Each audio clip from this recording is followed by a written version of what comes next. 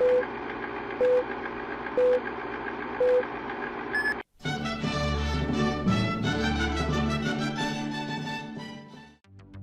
everyone, thank you for tuning into Vidiot Entertainment Studios for this episode of Vidiot Movie Reviews. I'm the Nerd Lust Daddy, and today we continue our series reviewing every North American live-action video game film adaptation theatrical release. Today's episode promises to be a doozy as we review another Uwe Boll classic, 2006's BloodRayne. Oh, chit, futter, not another one of these. Well, maybe this one will be alright, kids. Alone in the Dark wasn't so bad. We'll sees. Let's start off as usual by taking a look at the games released in the series up to this point. Now, the film was released in North American theaters on January 6, 2006. Up to this date, 2 games had been released in the series, BloodRayne and BloodRayne 2. After watching the film and researching the games, we'll be using the first game for comparison as the film is loosely based on it and not a direct adaptation. Loosely based? Chit, futter. Yeah, Pids, cross your hooves. This may be a rough one. Let's see how they did with the plot, considering this is loosely based on the first game. The first game opens with a prologue set in 1933 with Rain, a damn fear, which means half human, half vampire, in a town populated with people that seem to believe in vampires as their windows and doors are adorned with crosses. A man and a woman are running along as the woman trips and the man stops to help her up. He is then pulled into a dark alley, and soon after, his head is tossed at the woman's feet. She looks up, and it's revealed that she is a vampire. Rain steps out from the alley, fights with, and kills her. Up on a building, 2 men are watching and talking about her. One speaks of wanting to recruit her into the Brimstone Society, while the other is against it, as the society is intent on killing all vampires, even those who are not full-blooded. Eventually, they agree to recruit her as she would be beneficial to the cause. The game then splits into 3 acts that cover Rain's adventures as a Brimstone Society recruit. Over these acts, Rain learns that the Nazis are being led by Jürgen Wolf, the leader of the Gegengeist group. Its main goal is to keep Hitler in power by obtaining relics and artifacts. They are currently attempting to gather the remains of Beliar, who was the original ruler of Hell before Satan's fall. These remains consist of his teeth, ribs, hand, eye, and heart. Possessing one of them can grant supernatural powers such as the eye-granting Rain extruded view, which gives her up to 10 times the vision with exact clarity. Upon obtaining all of the remains, Jürgen plans to combine them and resurrect Beliar in order to grant the Nazis his immense power. Knowing this, Rain sets off to stop Jürgen and his plans.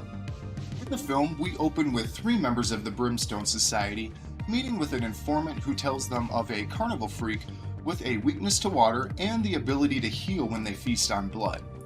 Their leader believes this is the offspring of Kagan's that they have been searching for. They wish to locate and recruit her in order to find and kill Kagan.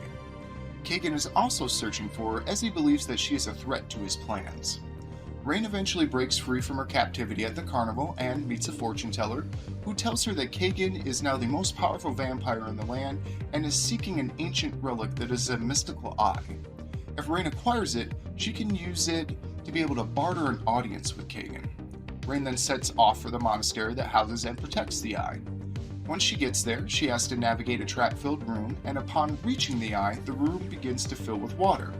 She hangs from the ceiling by one of her blades to avoid the water, and while doing so, the eye falls from its box.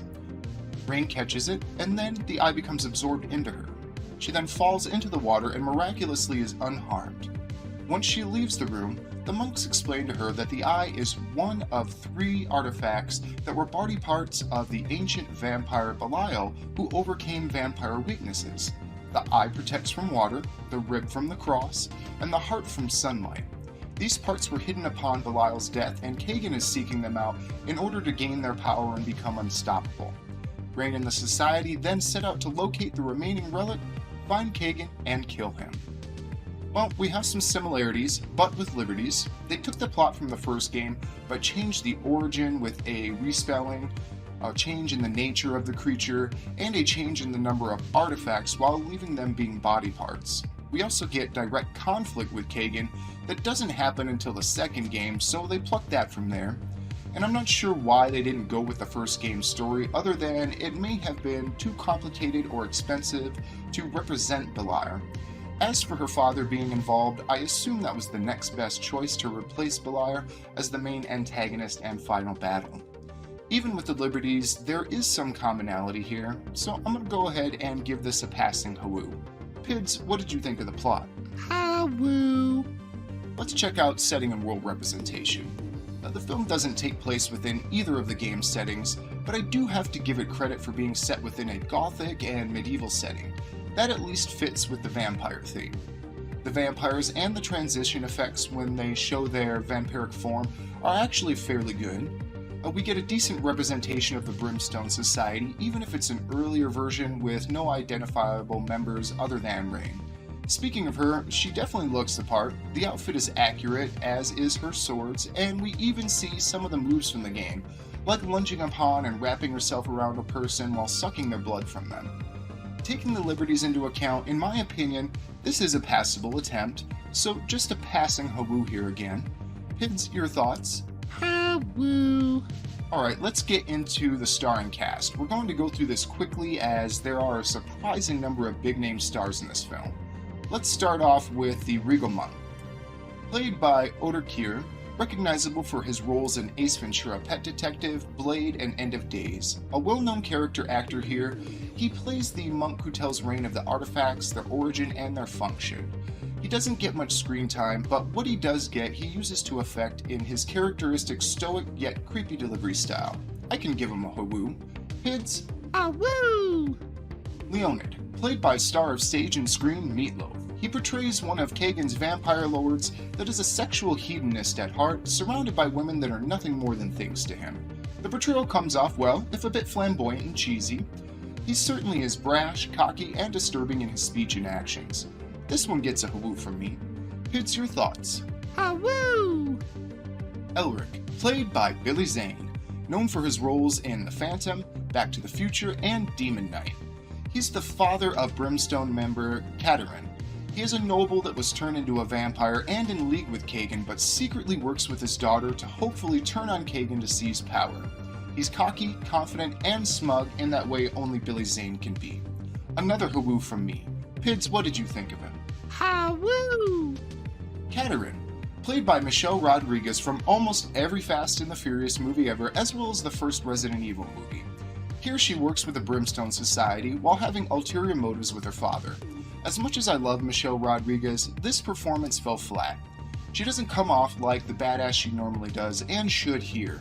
I don't think it's her fault though, I think it's the script, but we'll talk about that later. Unfortunately, she gets a chit futter from me. Pids, your take. Chit futter. Sebastian, portrayed by Matthew Davis, known for roles in Urban Legends: Final Cut, Legally Blonde, and The Vampire Diaries. Here he is another member of the Brimstone Society that helps train Rayne, as well as acts as a love interest. He does a passable job as a valiant, loyal, and skilled member of the society, but nothing really makes him stand out. He gets a passing hawoo. Pids, how did you feel? Hawoo. Vladimir, leader of the Brimstone Society, played by Michael Madsen, who you may know from roles in Quentin Tarantino films such as Reservoir Dogs and Kill Bill Volumes 1 and 2. He's a fantastic actor, and here the performance is competent as the fearless and stoic leader of the society, but nothing really makes him stand out compared to some of the smaller roles mentioned earlier that at least hammed it up and were eccentric. It's a passing performance though, so he gets a passing hawoo. Pids, your insight on him? Hawoo. Domestir, right-hand man to Kagan, played by Will Sanderson. Sanderson is mostly known for his roles in Uwe Boll movies such as the previously reviewed Alone in the Dark and House of the Dead. His performance here is decent. He portrays a stoic and loyal follower and lieutenant to Kagan. Yet again, though, we have nothing that really stands out, so at most this is a passing hawoo. Pids, thoughts? Hawoo. Kagan, father to Rayne and ruler of the vampires, played by Ben Kingsley. He has a career spanning decades and multiple Oscar-worthy performances in films such as Gandhi, Schindler's List, and House of Sand and Fog. His performance here, while lacking much to work with, exudes a stone-cold, brutal, and ruthless vibe, but it is played up the best that he can with what he has to work with. I can give him a hawoo. Pids, your thoughts on Kagan? hawoo! Rayne, here played by Christina Locken, probably most known for a role as the TX or Terminatrix in Terminator 3 Rise of the Machines.